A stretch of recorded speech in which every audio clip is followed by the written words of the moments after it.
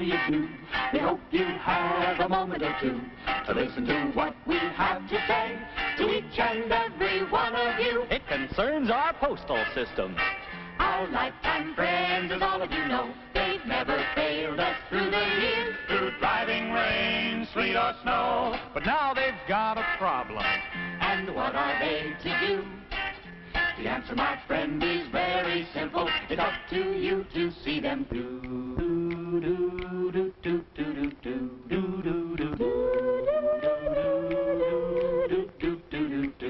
Well, back in the days of the 13 colonies, cry was freedom and how to defend it. Mailing a letter wasn't much trouble. There weren't too many places to send it. But now it's a different story.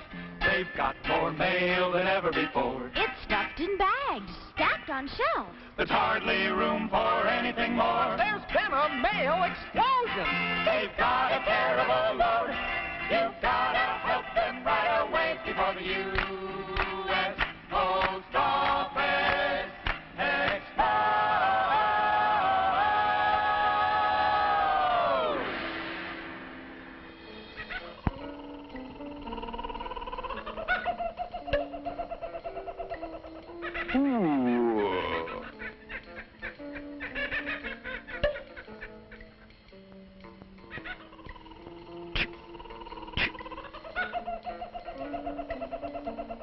It wasn't so long ago that communication was a simple act.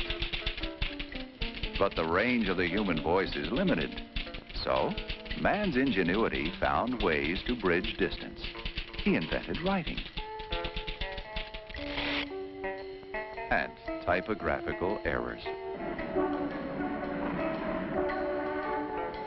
To carry messages across vast distances, man developed roads, highways, turnpikes, bunions, calluses, and a rare assortment of aching limbs. Yes, up until recently, communication remained a simple act. What matter if it took 2 weeks to go from New York to Atlanta, over a month to St. Louis? If the letter from Uncle Ben arrived a day or so later, nobody fussed. The times were tuned to wagon wheels, footpaths, and the puff of wind against sail. Distance was measured by weeks and months. Everything was a far time off. Then, slowly, the country got up steam. Commerce shook off its sea anchor and headed westward all the width of the continent. There was a new idea: speed. Everything was coming up to date in the Kansas cities and the Portlands. Communications became the most vital aspect of our economy. The post office became the prime artery of commerce. For a time, the department was perfectly able to keep up. If the mail piled high, put on another piece of equipment. And if that didn't do the trick, add a few more clerks or a flock of carriers. But by World War I, the post office carried more advertising in a week than all the newspapers and magazines could carry in a year. It was the country's bill collector, check deliverer, errand runner. The volume of mail delivered leaped to 20 billion. By 1948, it had doubled, 40 billion. This year, doubled again, nearly 80 billion pieces of mail. Literally, the post office stands to be swamped, overwhelmed, drowned in a sea of mail. Where do we go from here? Patchwork, piecemeal solutions based upon obsolete transportation routes will not work. The answer has to be as new as the challenge is new. And the post office has the only logical answer: zip code. Mail distribution via the straight line, always the shortest distance between two distant points. Zip code. 5 trailblazing numbers like this one launch every piece of mail with space-age speed and precision.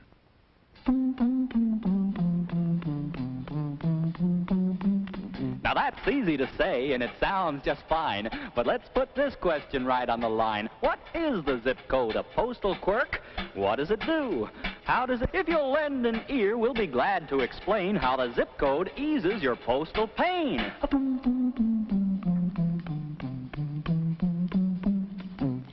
first digit tells in which part of the nation your letter will find its destination. Since the country's divided into 10 big sections, each with a number to establish direct, your letter has even departed. We've already got it started.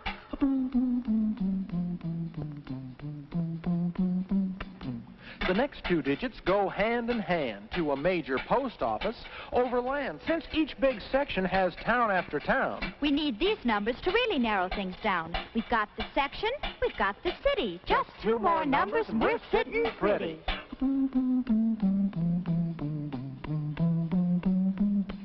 These last 2 digits are really specific. They're your local post office number. Terrific!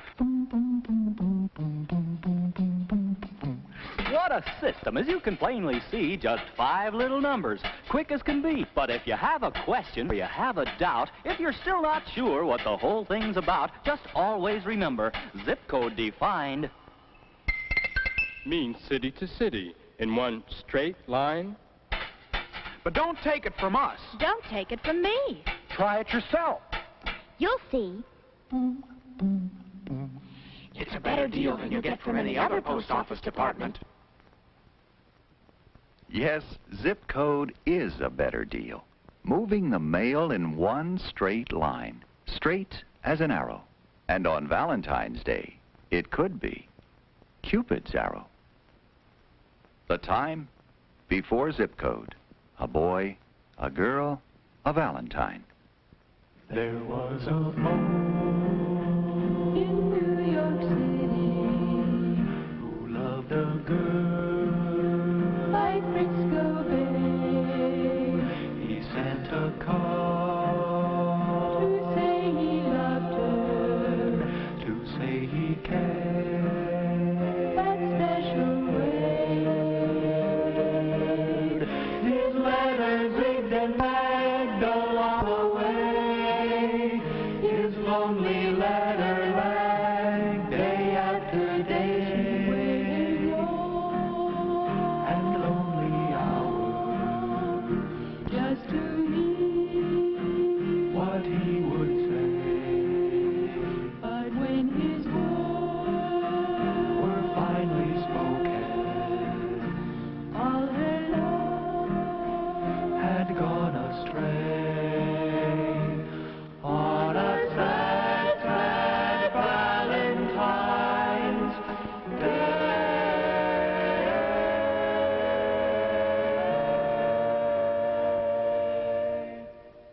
And now, another Valentine, carefully zip-coded, here and here.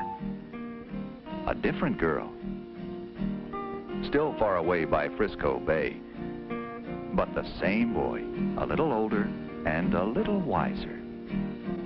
His letter flew across the country in just one day.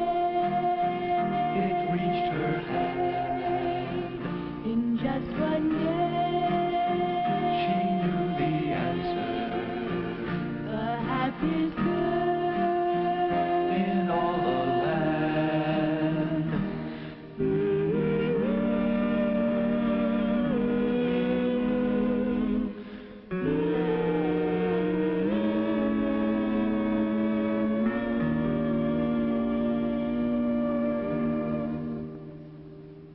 And those zip code numbers will help clear up 2 of the major problems that give the post office department fits. Seen? The dead letter office. Have you ever asked yourself this question? Why do postal clerks get indigestion? There are many reasons. I won't bother to list them. It's all the stamp glue we take into our systems. I guess that's as logical as a man could get. But that's not the reason for their stomach upset. It's from trying to read the American hand, illegibly written throughout the land. This letter will prove exactly what we've said. The name of the city simply can't be read. Oakdale. Oakfield. Oakhurst. Oak Park? Oakwood. Tuscaloosa. Tuscaloosa? Tuscaloosa. Now you see what we mean? If the writing's no good, this letter might as well be carved out of wood. And if you think bad handwriting is only hard on your eyes, just try this problem on for size. I got a letter here for somebody from Springfield. Springfield? I'm from Springfield, Massachusetts, and I'm telling you, pal, there's no place I'd rather be. I'm from Springfield, Pennsylvania, and there's been a mistake. This letter is apparently for me. I'm from Springfield, Arizona, and I want you to know I've been waiting for this letter since a weekend ago. Oh, what good does it do to send a letter my way when I'm from Springfield, USA? I have looked into this problem, and I'm telling you, boys, you're angry and you have a right to be. There are very many cities, identical names, and Springfield is not the least of these. There are 24 Springfields causing postal delays, and they're all abbreviated with a two-letter phrase. Oh, what good does it do to send a letter my way when I'm from Springfield, USA? There's a Springfield R and a Springfield O. A Springfield flaw and a Springfield mow. A Springfield ill and a Springfield id. A Springfield Kai and a Springfield Sid. There's a Springfield nib and a Springfield dog. There's a Springfield nidge and a Springfield pie. There's a Springfield or and 11 more if you really feel like keeping score. Oh, what good does it do to send a letter my way when I'm from Springfield, Massachusetts, Pennsylvania, Arizona. Springfield, USA? Zip code is bringing the mail explosion under control. It is as up-to-date as the computer, as timely as the fantastic zip code scanner, electronically reading zip codes and sorting the mail. It is a success. But to make zip code work, you must use it. Remember, you can put zip in your postal system. The Postmaster General of the United States, the Honorable Lawrence F. O'Brien.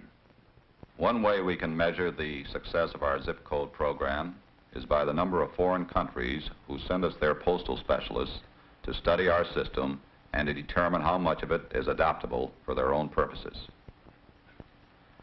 They come because of a simple fact. Zip code works. It works for the post office. It works for all who use the mails. Small business, bulk mailers, or private citizens.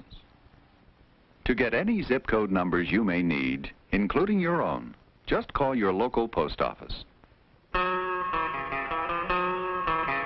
You heard what we said. Keep it all in your head. There's no better way. Use zip code every day. You know you gotta have a zip code on the envelope. A zip code so you won't attract a hope.